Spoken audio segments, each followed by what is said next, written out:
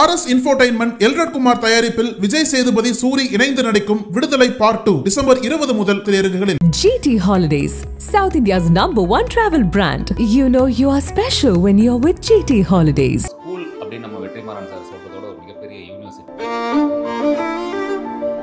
சேது சாரோட நடிக்கும் போதும் அவரோட நடிப்பு அப்படியே பார்த்து வியந்து போயிட்டு என் டைலாக மறந்துடுவாங்க.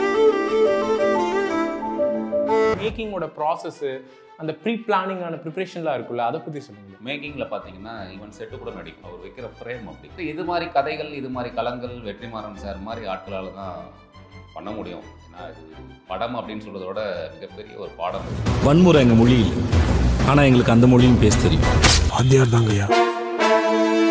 பண்ணையார் கேரக்டர்னு ஒன்று நம்ம என்ன நினைப்போம், ஒரு ரேப் சீனாக கொடுப்பாங்க, அது கூட இல்லை. இதில் ஏய் சண்டை செய்வேடா, செய்வனே உனக்காக தான்டா ஃபைட் சீனு, உசுறு மட்டும் போக பார்த்து மாறன் சார் மாதிரி ஒரு இயக்குனர், எல்ராஜ் அண்ணன் மாதிரி ஒரு கேமராமேனு, பீட்ரைன் மாதிரி மாஸ்டர், விஜய் சேதுபதி, ஸோ இவங்களெல்லாம் பயணிச்சு இன்றைக்கி நான் வெளில நிற்கும் போது இப்போ எனக்கு அப்படியே என்னோட உண்மையிலுமே எனக்கு வேறு லெவலில் இருக்கு. நான்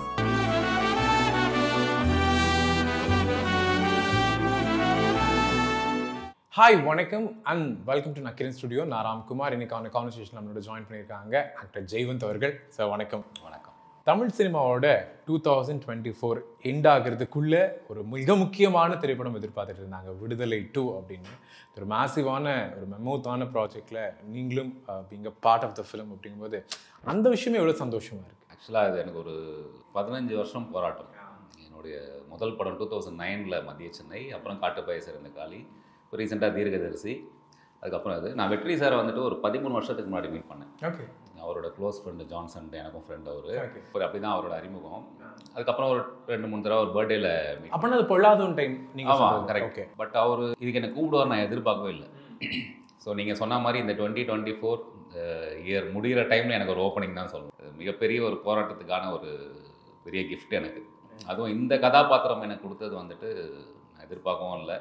sharing the screen space with so many peoples, அந்த ட்ராவல் அப்படிங்கிறது ஒரு ஆக்டராக நமக்கு லேர்னிங்கான ஒரு கதைக்களமாக இருக்கும். நம்ம ஒரு ஃபேமிலியோட அந்த படம் பார்க்கும்போது அவங்க எல்லாத்துக்கு முன்னாடியுமே நம்மளும் ஒரு பீங் பார்ட்டாக இருக்கும்போது அது ஒரு ஹாப்பியாக இருக்கும். அந்த ஜேர்னிக்காக தான் ஓடிட்டே இருக்கும் நமக்கு பிடிச்சவங்களோட அந்த படத்தை பார்க்கும்போது. அந்த தியேட்டர் மூமெண்ட்டாக சொல்லுங்கள், அது எப்படி இருந்துச்சுன்னு. வெற்றி சார் படம் பார்த்தீங்கன்னா உங்களை மாதிரி தான் அந்த அந்த எப்போ நம்ம படம் பார்ப்போன்ற ஒரு கியூரியாசிட்டி. ஈவன் தோ நம்ம அதில் நடிச்சிருந்தோன்னா கூட நம்ம டப்பிங் பேசும்போது நம்ம கொஷன்ஸ் தான் பார்ப்போம்.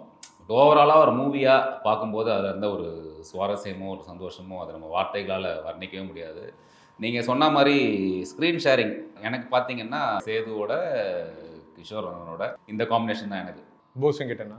ஆமாம், போஸ் வெங்கடண்ணன், விசோ கன்சன்ட், அசோக் வின்சன்ட், இவங்க எல்லாத்துக்கும் ஒரு ஸ்கூல் அப்படின்னு நம்ம வெற்றிமாறன் சார் சொல்கிறதோட ஒரு மிகப்பெரிய யூனிவர்சிட்டி. எந்த நடிகனுக்குமே இப்போ இது மாதிரி ஒரு இயக்குனர்கிட்ட நம்ம பயணிச்சிட்டோம்னா நம்ம ஒரு 360 டிகிரி எனக்கு எங்களுக்குள்ளேயே ஒரு ஃபீல் அப்படி தான். ஓகே, நம்ம இனி எந்த கதாபாத்திரத்தையும் நம்ம ஃபேஸ் பண்ணிடலாம் அப்படின்ற ஒரு கான்ஃபிடென்ட் லெவல் நம்மளுக்கு பூஸ்ட் பண்ணி கொடுக்கக்கூடிய ஒரு விஷயம். சேது சாரோட நடிக்கும் போதும் அப்படி தான். இப்போ அவர் ஓகே ஒரு ஆப்போசிட்டில் பண்ணுறாரு, வேறு ஆர்டிஸ்ட் அப்படின்லாம் இல்லாமல் கேட்டுப்பார், ப்ரோ இது சொல்லாங்களா அப்படின்னு. ஸோ அவர் அது மாதிரி கொடுத்த அந்த சின்ன சின்ன டிப்ஸ் எல்லாமே நம்மளுக்கு பெருசாக அதில் ஃபைட் சீக்வன்ஸில் ஒர்க் அவுட் ஆகிருக்கு. கிஷோர் அண்ணன் அவரோட நடிப்பு அப்படியே பார்த்து வியந்து போயிட்டு என் டைலாக மறந்துடுவேன். அந்த கொலை பண்ணுற சீனில் அவர் அப்படியே இருந்துட்டு அவர் நம்மளுக்கு நான் விட்டுருவேன், அவர் லைட்டாக அப்படி எடுத்து கொடுத்துருவார். ஸோ அது மாதிரிலாம் ஒரு மிகப்பெரிய அனுபவம். அது இந்த கேரக்டரை டிஸ்கிரைப் பண்ணுறதுலேருந்து யாருக்குமே ஒரு நரேஷனில் வெற்றிமாறன் கிட்ட கதை கேட்குறீங்க, உங்களுடைய இன்புட் ப்ரிப்பரேஷனாக இருந்துச்சு. அந்த இன்புட் வாங்கினதுக்கப்புறம் உங்களோட ப்ரிப்பரேஷனாக என்னவா இருந்துச்சு? நான் ஆக்சுவலாக இப்போ வெற்றி சார் கிட்ட இந்த ப்ராஜெக்டில் கற்றுக்கிட்ட ஒரு விஷயம்னா, நம்ம நடிக்கிறோம் அப்படின்னும் போது நமக்குள்ளே எந்த ஒரு கிரியேட்டரும் உள்ளே வரக்கூடாது அப்படின்றதுல நம்ம தெளிவாக இருந்தனாலுமே போதும். சார்கிட்ட நம்ம ஒரு க்ளீன் ஸ்லேட்டாக போயிட்டாலே போதும். அவர் சொல்கிறத கேட்டு பண்ணனாலுமே ஒரு நல்ல அவுட்புட் வந்துடும். இன்கேஸ் நம்மளுக்கு வரலன்னா அவர் பண்ணி காமிச்சிடுறாரு. அவர் பண்ணுறதுல ஒரு 50% பண்ணனாலுமே ஓகே. ஸோ அவர்கிட்ட இருந்து ஒரு இன்புட் வாங்கி அதை நம்ம எக்ஸ்பிரஸ் பண்ணாலே போதும் ஒரு ஆக்டரா. ஆமாம், 200% எஃபோர்ட்டை போட்டு அதோட பெஸ்ட் வெர்ஷனை பிரிங் பண்ணுறாரு. எஸ்பெஷலி இந்த விடுதலையோட அந்த ஃபஸ்ட்டு பார்ட்டோட மேக்கிங்கெல்லாம் அந்த காட்டில் போயிட்டு அதை பண்ணுறதெல்லாம் ரொம்ப இன்ட்ரெஸ்டிங்காக இருந்துச்சு. அப்படி இருக்கும்போது அந்த கரும்பு காட்டுக்குள்ளே அந்த ஃபைட் சீக்வன்ஸுங்கும் போது நீங்கள் அங்கே பீங்க பாட்டாக இருக்கீங்க அப்படிங்கும்போது ஆர்டிஸ்ட்டாக தாண்டி ஒரு டெக்னீஷியனாக நீங்கள் 5 வருஷமாக ட்ராவல் பண்ணுறீங்கன்னா அவங்களோட மேக்கிங்கோட ப்ராசஸ்ஸு அந்த ப்ரீ பிளானிங்கான ப்ரிப்ரேஷன்லாம் இருக்குல்ல, அதை பற்றி சொல்லுங்களேன். எங்கள் சாரோட ஒரு மேக்கிங்கில் பார்த்தீங்கன்னா ஈவன் செட்டு கூட நடிக்கும். அவர் வைக்கிற ஃப்ரேம் அப்படி ப்ராப்ஸ் கூட ஒரு அவ்வளோ பர்ஃபெக்ஷன் டு தி கோர். அந்த சோளக்காடுன்னு ஒன்று அதில் ஒரு சீக்வன்ஸில் சேது சார் அப்படி அந்த கதிரை தூக்கிட்டு என் கழுத்தை இருக்குவார். ஸோ அதுலேருந்து என்னோட ஆள் வந்துட்டு சேது சாரை ஷோல்டரை மிதிப்பாங்க, அப்படி ரோல் ஆவார். நான் என்ன ஸ்ட்ரகிள் ஆகி வெளில வந்து நான் எடுப்பேன்.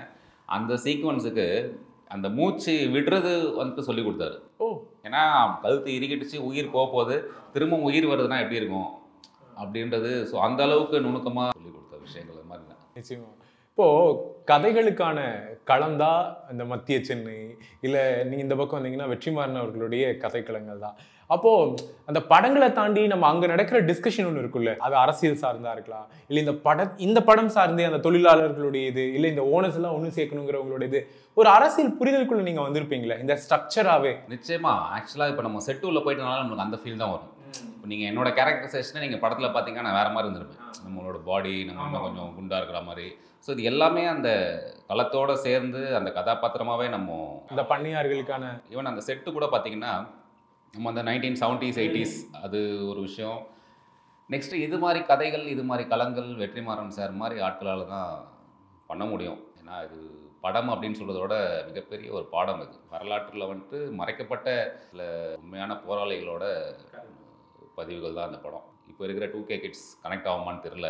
பட் இருந்தாலும் அது தெரியக்கூடிய ஒரு விஷயம். இன்றைக்கி நம்ம இருக்கிறோம், பேசுகிறோம், இதுக்கு எல்லாத்துக்கும் பின்னாடி பண்ண தியாகங்கள் எவ்வளவோ இருக்குது, அது மறைக்கப்பட்டிருக்கு. அதெல்லாம் இன்றைக்கி நம்ம சினிமாவில் இருக்கன்றதே நம்மளுக்கு அந்த ஒரு திமிரு ஜாஸ்தி. நம்மளால் மட்டும்தான் அந்த படைப்பை வந்துட்டு சொல்ல முடியும், மக்களுக்கு காட்ட முடியும். அந்த விஷயத்தில் அந்த விடுதலை 2 இந்த படங்களில் நானும் ஒரு அங்கமாக இருக்கிறேன் அப்படின்றது மிகப்பெரிய ஒரு பிளஸிங் எனக்கு. இப்போ ஒரு நடிகராக நம்ம ஒரு செட்டுக்கு போகிறதுக்கு முன்னாடி ஒரு வெர்ஷனாக நம்ம இருப்போம், ஒரு பிளைன் வெர்ஷனாக, ஒரு எம்டியாக ஒரு மைண்ட் செட்டோட இருப்போம். ஆஃப்டர் த ப்ராஜெக்ட்லாம் முடிச்சிட்டதுக்கு அப்புறமா நமக்கு அது ஒரு மோர் பர்சனாகவே ஒரு ஆக்டராகவே நம்மளால் இதெல்லாம் பண்ண முடியும், டெக்னிக்கலி இது எல்லாத்தையும் நம்மளால் ஹேண்டில் பண்ண முடியும் அப்படிங்கிற ஒரு கான்ஃபிடன்ஸ் வந்துடும்ல. நான் சொல்கிறது வெற்றிமாறன் சார் மாதிரியான ஒரு படத்தில் along the screen space with mister Vijay Sethupathi, Kishore sir அப்படிங்கும்போது okay we can build it something அப்படின்னு ஒன்று இருக்குல்ல, அந்த பிலீஃப் என்னவா இருந்துச்சு உங்களுக்கு ஒரு பர்சனாக? நான் கேட்குறேன். இது ஒரு புதிய பரிணாமம், புதிய பார்வை. நானே எனக்கு புதுசாக இருந்தேன். நான் இது நீங்கள் சொன்னது ஒன்று ஞாபகம் வருது. ஃபஸ்ட் டே ஷாட் வந்துட்டு நீங்கள் படம் பார்த்துருப்பீங்கன்னு நினைக்கிறேன்.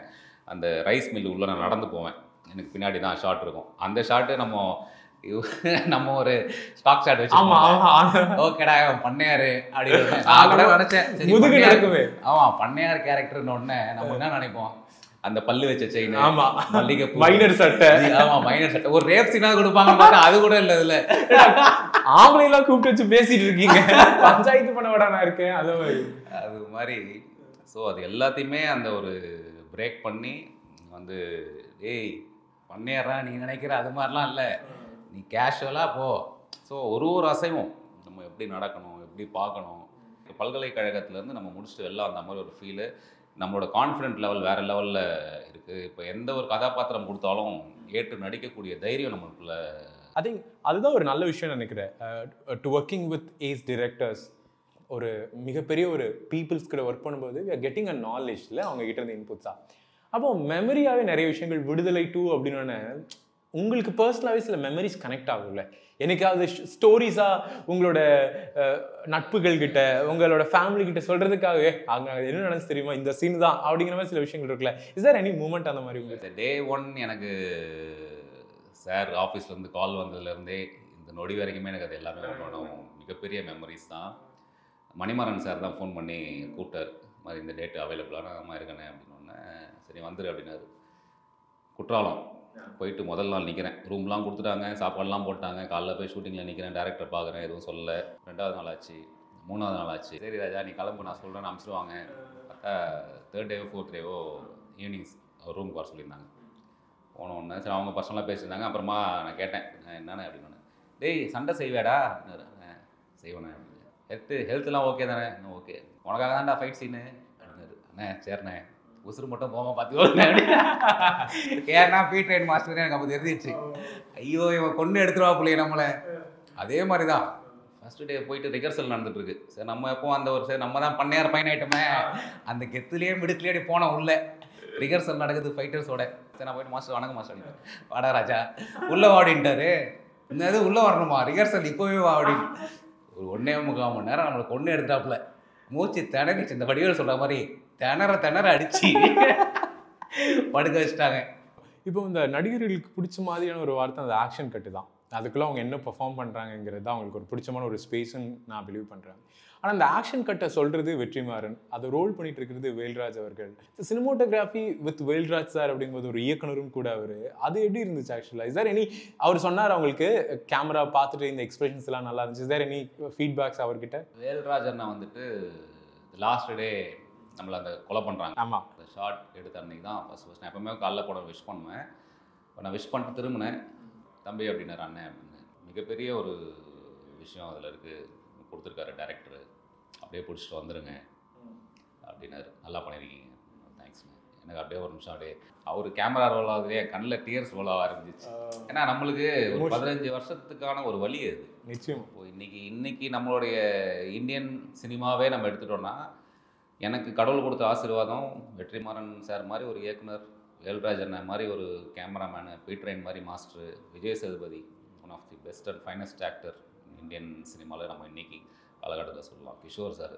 ஸோ இது எல்லாமே நம்ம ஒர்க் பண்ணது வந்துட்டு ஒரு மிகப்பெரிய ஒரு திரையுலக ஜாம்பவானோட இந்த 15 வருஷத்துக்கான வழியும் சேர்த்து கடவுள் ஒரு இடத்துல கொடுத்துட்டான். ஸோ இவங்களெல்லாம் பயணித்து இன்றைக்கி நான் வெளில நிற்கும் போது இப்போ எனக்கு அப்படியே உண்மையிலுமே எனக்கு வேறு லெவலில் இருக்கேன். நான் அந்த கான்ஃபிடென்ட் லெவலில் அப்படி இருக்குது. இந்த முதல் தடவை சினிமாவுக்குள்ள வரும்போது நமக்குன்னு ஒரு சில கனவுகள் இருக்குல்ல, லைக் ஆல்வேஸ் லைக் நம்ம ஒரு பையனாக இருக்கோம், ஒரு எங்கேஜில் இருக்கோம்னா I want to become an actor, hero, எனக்குன்னு ஒரு ஸ்டோரிஸ் இருக்கணும், ஆக்ஷன் இருக்கணும், லவ் சீக்வன்ஸ் எல்லாம் இருக்கணும் அப்படிங்கிற ஒரு இதுதான் இருக்கும். உங்களுக்கு என்னவா இருந்துச்சு ஆக்சுவலி? நிறைய நடிகர்கள் வந்துட்டு என்ன ஒரு தவறான விஷயம்னா, நம்மளுக்கு படத்தில் வாய்ப்பு கிடச்சிட்டா போதும் அப்படின்னு நினைக்கிறோம். பட் அந்த வாய்ப்புக்கு நம்மளை தகுதியாகிட்டோமா அப்படின்றது ஒரு பெரிய கொஸ்டின். அந்த பொட்டன்ஷியல் நம்மகிட்ட இருக்கா? எனக்குலாம் ஆக்சுவலாக லக்கு. ஃபஸ்ட்டு படம் மத்திய சென்னைலாம் பார்த்தீங்கன்னா நம்மளுக்கு ஒன்றுமே தெரியாது. சினிமா பற்றின புரிதல் வந்துட்டு நம்மளுக்கு 0 தான் சொல்லணும். லக்கில் நம்மளுக்கு ஒரு விஷயம் நடக்குது, ஒரு படம் ஆரம்பிக்கிறாங்க, எடுத்த உடனே இளையராஜா சார் மியூசிக்கு, பிரகாஷ் ராஜ் மாதிரி ஆர்டிஸ்ட்டு, இது எல்லாமே நம்ம பண்ணுறோம். பட் அதுக்கு நம்மளை தகுதிப்படுத்திக்கிட்டோமா அப்படின்றது ஒரு பெரிய கேள்விக்குறியாக இருந்துச்சு. இந்த 13-15 வருஷம் அந்த ட்ராவல் இருக்குல்ல, அந்த பெயின் தான் நம்மளை வந்துட்டு மோல்ட் பண்ணுது. எனக்கு ஃபஸ்ட்டு படத்தில் ஒரு எமோஷன் சீன் கொடுத்து நீங்கள் அழுவுங்கன்னு சொன்னீங்கன்னா வராது, பட் இப்போ சொன்னீங்கன்னா வந்துடும். ஏன்னா அதுதான் அந்த ட்ராவல், அதுதான் ஒரு நடிகனை அந்த ஒரு பெயின் தான் உருவாக்குதுன்னா. இதெல்லாம் பர்சனல் கனெக்ட்டுமே இங்கே ஹெல்ப்ஃபுல்லாக இருக்குது. நிறையா எக்கச்சக்கமாக இருக்கும். இன்றைக்கி இது மாதிரி ஒரு படத்தில் நம்மளுக்கு வாய்ப்பு கிடைக்குது அப்படின்னும் போது நம்மளுக்கு ஆக்சுவலாக என்ன நானே உணர்ந்த ஒரு விஷயம், எனக்குள்ளேயே ஒரு கான்ஃபிடென்ட் லெவல் ஆக்டராக நம்மளாலையும் பண்ண முடியும் அப்படின்னு எனக்கு உணர்த்துன விஷயம் இந்த விடுதலை. நீங்களே உங்களுக்கு சொல்லிக்கிட்டது என்ன? நீங்கள் சொன்னீங்களே இப்போது 15 வருஷமாக நமக்கு இப்படி ஒரு படம் வருது அப்படிங்கும்போது உங்களுக்குள்ள ஒன்று சொல்லியிருப்பீங்களே, பல அவமானங்களை கடந்து வந்திருப்போம், நம்மளுக்கு பின்னாடி நிறையா பேசியிருப்பாங்க. இன்றைக்கி அது எல்லாமே சுக்குநூறாக பொறுத்தது போதும் பொங்கி எழுதுற மாதிரி இப்போ பேச முடியாதுல்ல. வெற்றிமாறன் சார் படத்தில் நம்ம நடிச்சிருக்கோம், நெக்ஸ்ட்டு ஒரு சென்டிமெண்ட் இருக்குது.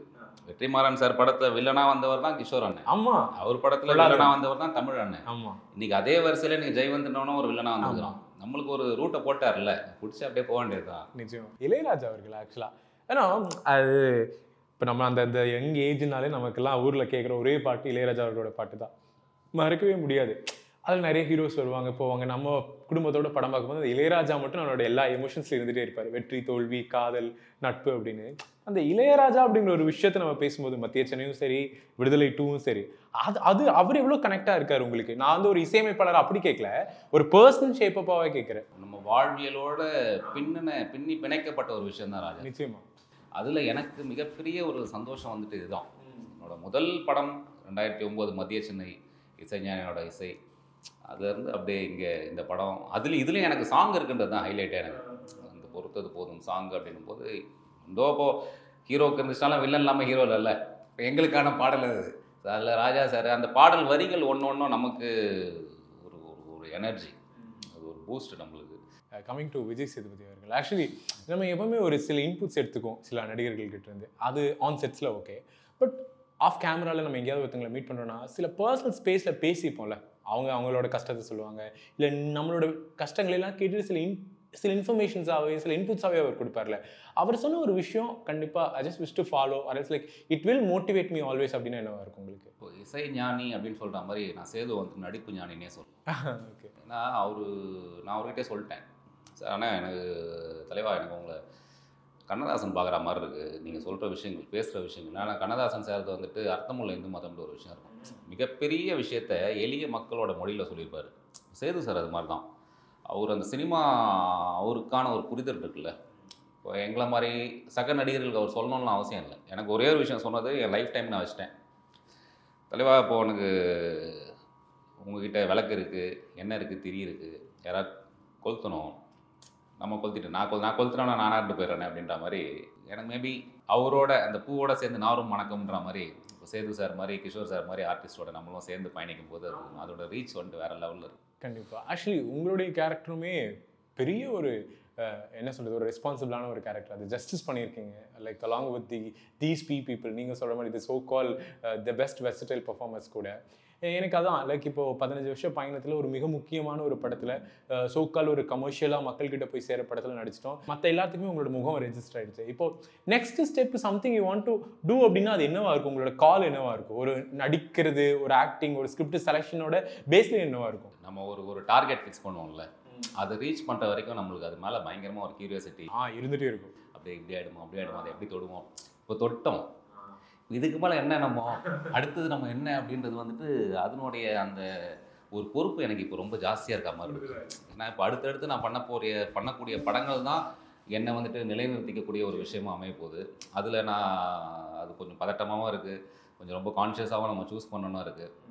பல விஷயங்கள் பேசிகிட்டு இருக்கோம். விரைவில் அதற்கான ஒரு இது நடக்கும்னு நினைக்கிறேன். நல்ல வாய்ப்பு உங்களுக்கு. நல்லா அதை நீங்கள் ஃபுல்ஃபில் பண்ணியிருக்கீங்க. 15 வருஷம் உழைப்போட ஒரு வெற்றியாக விடுதலை 2 உங்களோட லைஃப்பில் வந்து சேர்ந்துருக்கு. தொடரட்டும் உங்களோட பயணம். இதே மாதிரி பல விஷயங்கள் நீங்கள் பண்ணணும். நக்கிரன் சார்பாக உங்களுக்கு வாழ்த்துக்கு. உங்களோட டைமுக்கு ரொம்ப நன்றி. Thank you so much.